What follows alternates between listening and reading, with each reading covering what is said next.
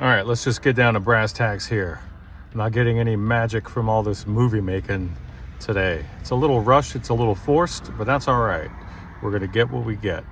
So appreciate you guys being patient with this little temporary dip in quality and hanging out with me. So let's get on with the regularly scheduled program and see what's up with this next amp. Bye.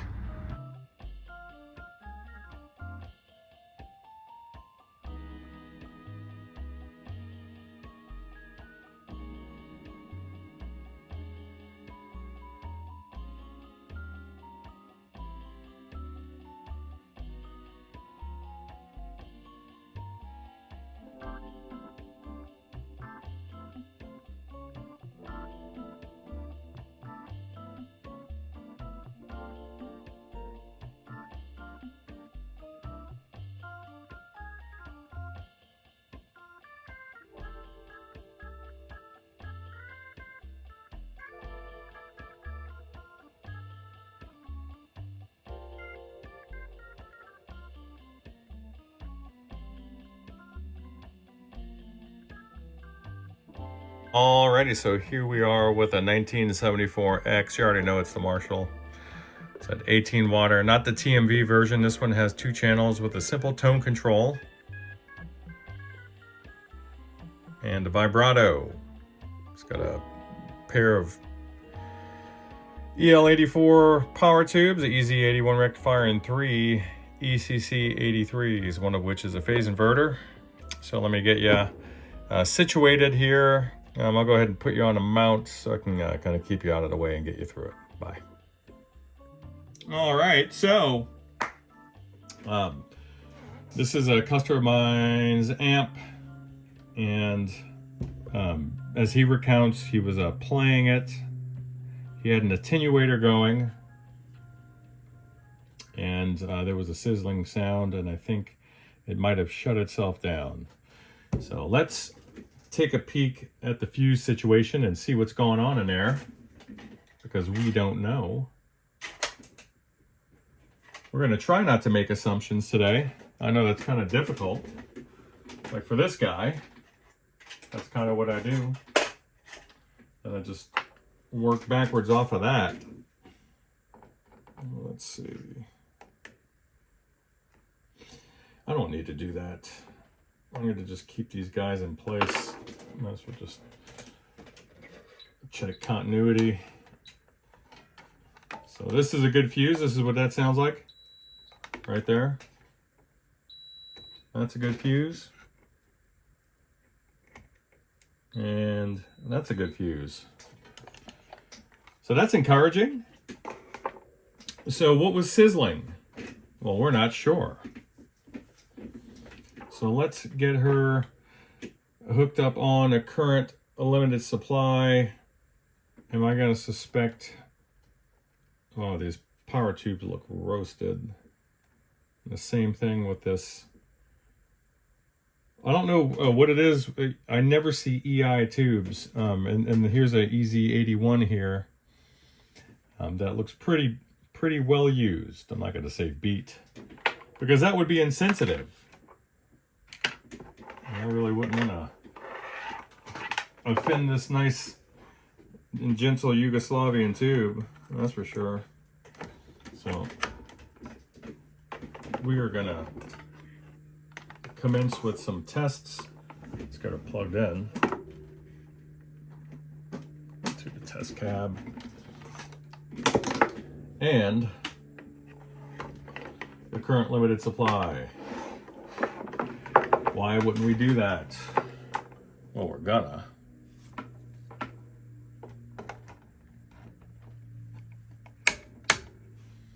So let's see what the current limiter is gonna say about things.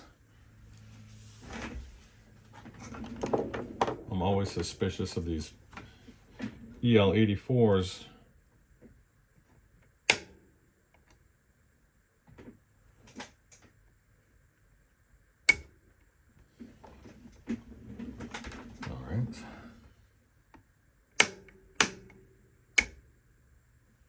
I forgot the standby is inverted on these. And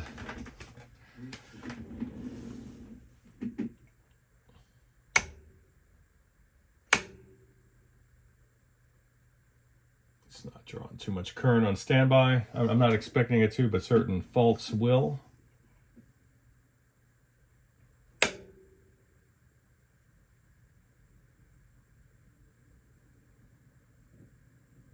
Okay. Just a very dull glow across the filaments.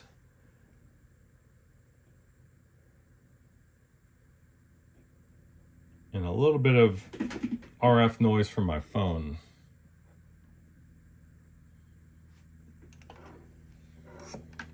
So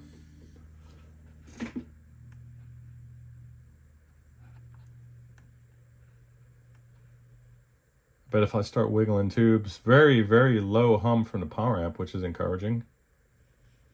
Then on the trim channel here, not bad. A little bit of noise.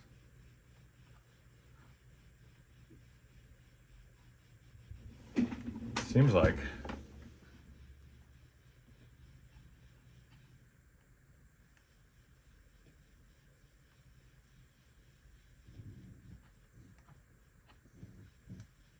The trim will not disengage.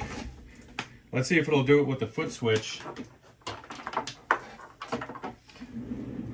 It's very subtle modulation. I shouldn't say modulation, but I will, of the background noise.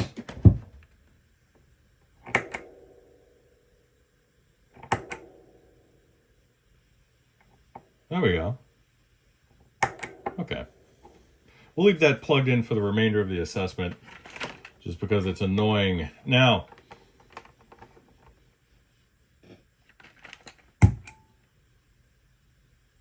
there we go. There we go. It's playing tricks on me.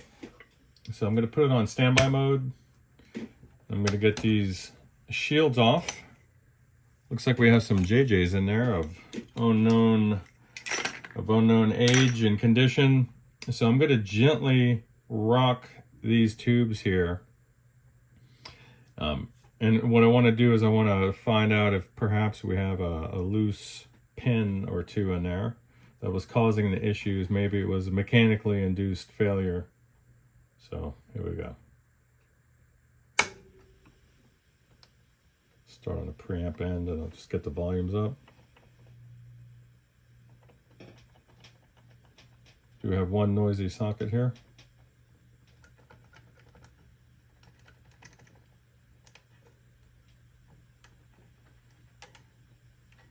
Very little tension on this EZ81.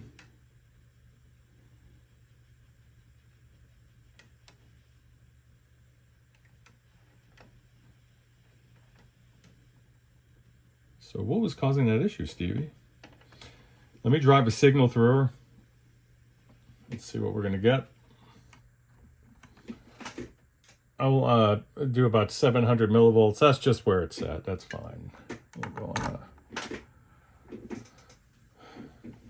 on a trim channel through the high. What is this? What I'm assuming is the high input.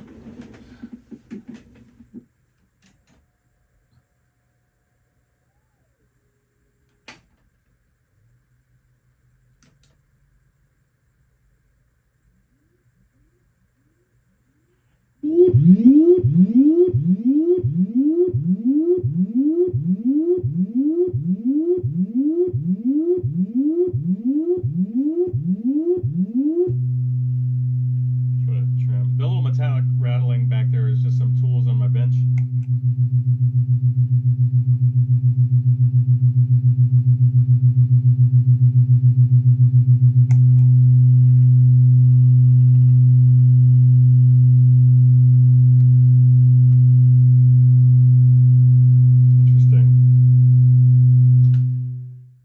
Let's get her to drain real quick because I might start poking about in there.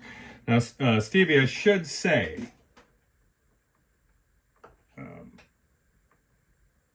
it looks like,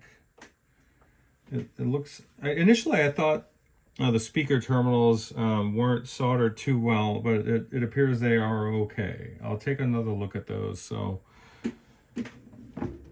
initially,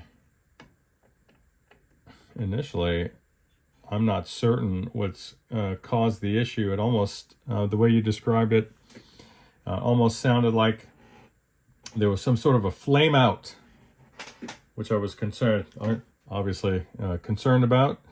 So I'm going to go through and check the power amp for ripple here, and I'm going to see obviously where she's idling. These tubes, whatever they may be, whatever they were, let me pull one. They are still a bit hot. Let's see if there's some writing on the other side. I don't see any silk screening from this angle. But maybe we can... These are some burnt up JJs, buddy. The silk screening is almost completely removed. Does it mean that they're bad? Not necessarily, but it certainly means that they're worn. Will they end of service life? Possibly. Yeah, this guy's completely roasted as well. And then as I look through the envelope here and onto the plate structure, there's some garbage there on the side. I don't know if you're able to see it, but these guys are certainly not happy. I have a pair of Sovtek EL84s, which I'll install here for a little run, and then I'll get back to you. I would not, just given the condition of these tubes, I would not run them any further. So let me get these plugged in after I make an assessment of the power supply, and then I'll get back to you. Bye. Stevie, so here's the long and short of it. Your power supply is looking good. We have minimal ripple, which is a wonderful thing. Your EZ81, which is directly down here in the shot, is healthy still. Pardon that interruption. So what I'm going to have to do is cool the new power tubes down. Even the old ones were running way hot, around 99% max plate dissipation. Way too hot. And I know they make them a bit spicy from the factory, but that's excessive. So I did find that this cap is leaking electronically and acting like a resistor. So it's acting like a parallel resistor. So this 100 ohm resistor is acting more like a 80 ohm resistor, which is insane.